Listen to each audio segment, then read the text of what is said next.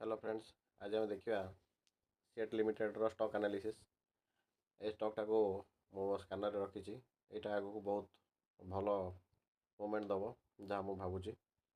एबे देखो स्टॉक रो कौन पाई चूज कली। देखो ये गोटे मु स्लोप ड्र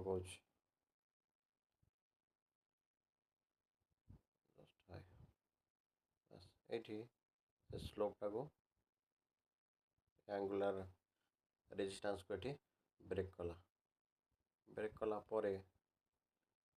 देखो आसिक ये सपोर्ट नेला ये higher high higher low formation करके जाऊँ। तेणु आमर ट्रेड के अक्टोबर 1 ट्रेड थी। अक्टोबर 1 मुझे नहीं पारि किंतु एबे भी बेसी दूर से ट्रेड मूवमेंट नहीं जोटि आम ये नवा कथा 3490 नवा कथा बर्तमान 3580 अच्छी पाखापाखि 100 पॉइंट मूवमेंट दे दीजिए। हेले भी देखो आहरी भी आप देखो आपड़ जब देखिए आरएसआई 60 उपर अच्छी आउ एमएससीडी देखो एमएससीडी अपटिक अच्छी आउ क्रॉसओवर भी देछि आउ हिस्टोग्राम भी पॉजिटिव अच्छी।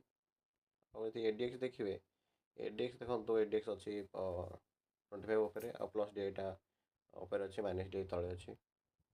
ऑब्वियसली ये गोटे भल मूवमेंटर सिग्नल आउ मुझे ये आप देखो पकईबी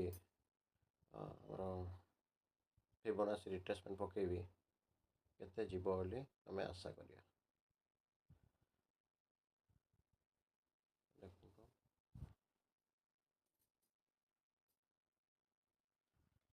मु जहाँ भावुची बर्तमान से 3691 हूँ फास्ट टार्गेट आउ सेकेंड टार्गेट हूँ आमर सेकेंड टार्गेट हूँ 4000 यहाँ लंग रन में जीव किंतु फास्ट टार्गेट 3691 आमको देदेव। आम यदि पाइभट पकेबा देखो पाइभट्रे मंथली पकेले आप जापर डेली देखले जानी हेनी। 1 मिनट टे स्लो अच्छी बस देखो केते अच्छी 3000 काटी दूसरी यहाँ को 3691 मुझे ड्र करी देखो कौटे अच्छी आर थ्री पाखापाखि जीव 3985 हूँ आमर कौन मंथली टार्गेट अच्छी किंतु आमर टार्गेट 3691 जावाटा जीव जहाँ अच्छी। तेणु यहाँ को स्कानर देखो आप ऑब्जर्व करूँ यहाँ कड़े मूवमेंट दौर। Thank you.